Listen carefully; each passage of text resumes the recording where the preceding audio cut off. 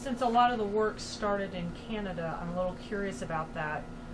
Were blooms just more common in that region than they were in the U.S. Midwest at that time? Why is that where the work started? Well, they really weren't more common. It was just that that's where we were.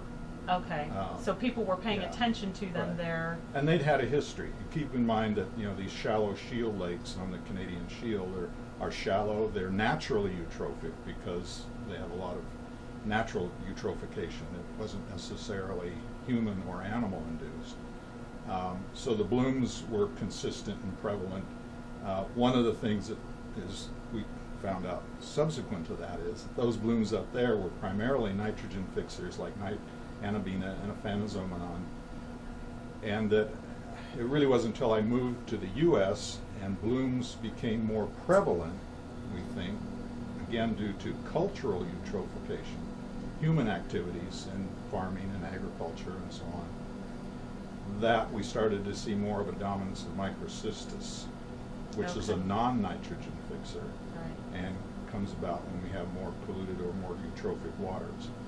So in reality, I set aside that anatoxin, neurotoxin work and started working on microcystis because once I came down here, the blooms that I was getting were dominated by microcystis. Okay. Not entirely, but there was that beginning to see that prevalence, which occurred in the early 1980s. So. And at that time, did you guys know how many different congeners there were of microcystis, or did you think it was just one or maybe a couple of different types? Oh, we had no idea. As far as I knew, it was just one.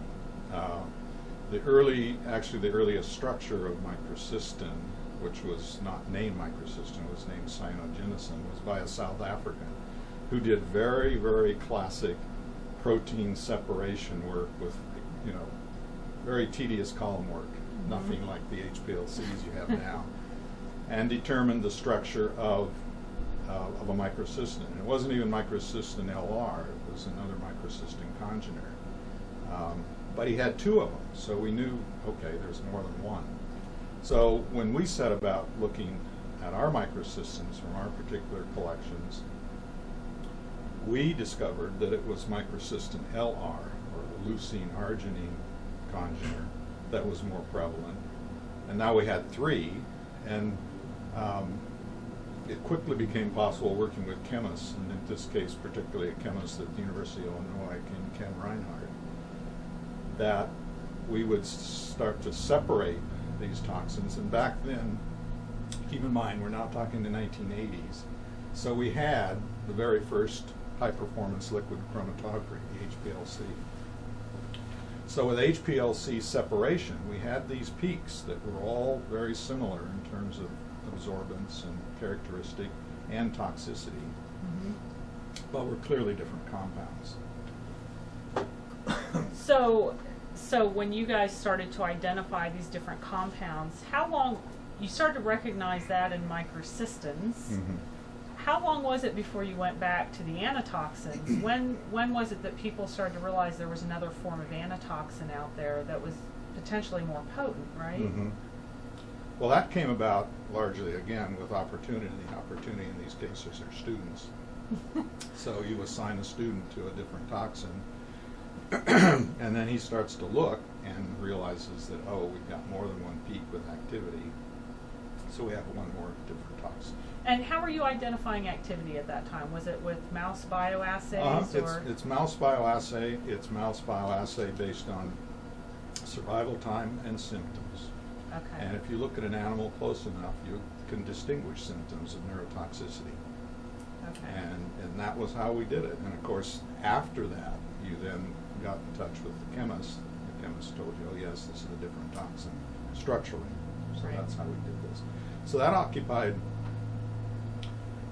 pretty much 15 years from the late 70s through the 80s. And literally by the end of the 80s, early 90s, we had characterized the fact that there were at least 40 or 50 microcystins. There were 2 or 3 anatoxins. There was a completely different anatoxin, the anticholinesterase, anatoxin AS, and probably a couple of analogs of that.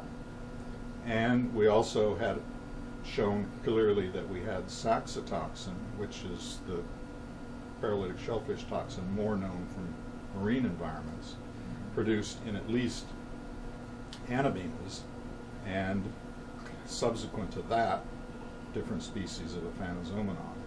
And of course now we know that that can be produced by half a dozen different genera of cyanobacteria. So by the 90s we had characterized all of the key groups of cyanotoxins, with the exception of Cylindrospermopsin, which came along because of primary work in Australia. And then once we learned that they had something new, we then went looking for it in the U.S. and found that it was also in the U.S. But the curious thing there is that it didn't show up in the U.S. until we had the same genus, which probably was not that prevalent in the U.S. prior to that, but probably could have come in almost as an invasive species through South America. And that genus Cylindrospermopsis. Cylindrospermopsis.